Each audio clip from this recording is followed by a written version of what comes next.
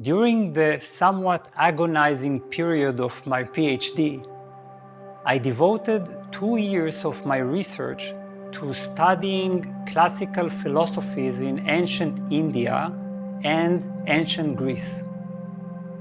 I studied Plato, big book, the Hindu Upanishads, early Buddhism, Jainism, and others. And what I came to realize was something pretty astonishing. What's underlying the mystical thought of the past is what I call the old myth. The old myth is not essentially so different from what we know as the original sin, the biblical fall from grace and the forbidden apple. It is a story of creation in which physical incarnation is fundamentally not much more than an error that we need to correct.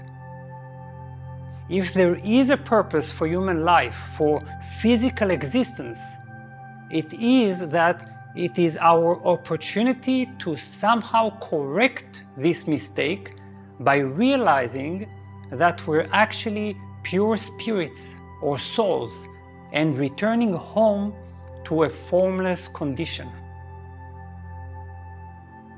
Take the Buddha, for instance. If we read these so-called direct statements in the Pali Canon, the earliest Buddhist scriptures, he was extremely anxious about the possibility of future incarnation. He was actually alarmed even about the prospect of being reincarnated in a subtle spiritual form in other dimensions. His holy mission was the cessation of all form. And this is what we were all supposed to be concerned with as long as we were trapped in our physical bodies. Hinduism is not different in this sense. And even the great Ramana Maharshi, the 20th century mystic, when he suffered from cancer that seemed to be terminal, he told his disciples not to worry because, pay attention, the body itself is a disease.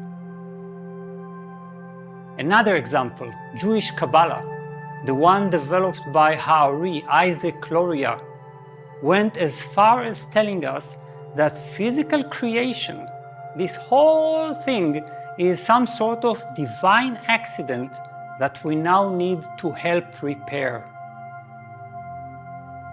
I hope it's clear that I'm saying all that with the utmost reverence. I absolutely admire these traditions. But I'm also certain that it is time to uproot this old myth from the depths of our subconscious, where it still resides and secretly influences our experience of life.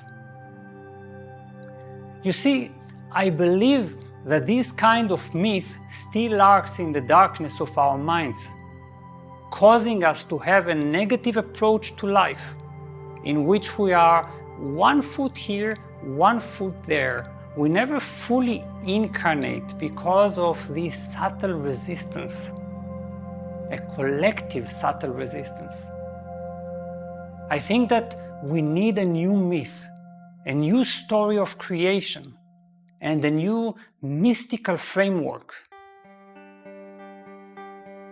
This new story will tell us that physical embodiment is actually an expansion, a flourishing of the divine. It is a vital divine experience. And yes, of course, I understand the point of view, the old mystical point of view that says, well, physical incarnation is an indication of ignorance and self-forgetfulness. That's why we're supposed to end reincarnation or physical bondage, depending on the tradition. But this is only partly true, since we know for a fact that there have been mystics who, while existing in physical form, could experience the blissful conviction that they were not separated from the divine. So the error that we need to correct is this sense of separation, and certainly not our blessed physical existence, which is also divine for the simple reason that everything is divine. This is my vision. I strongly feel that it is time to sanctify our human experience and imbue it with new meaning.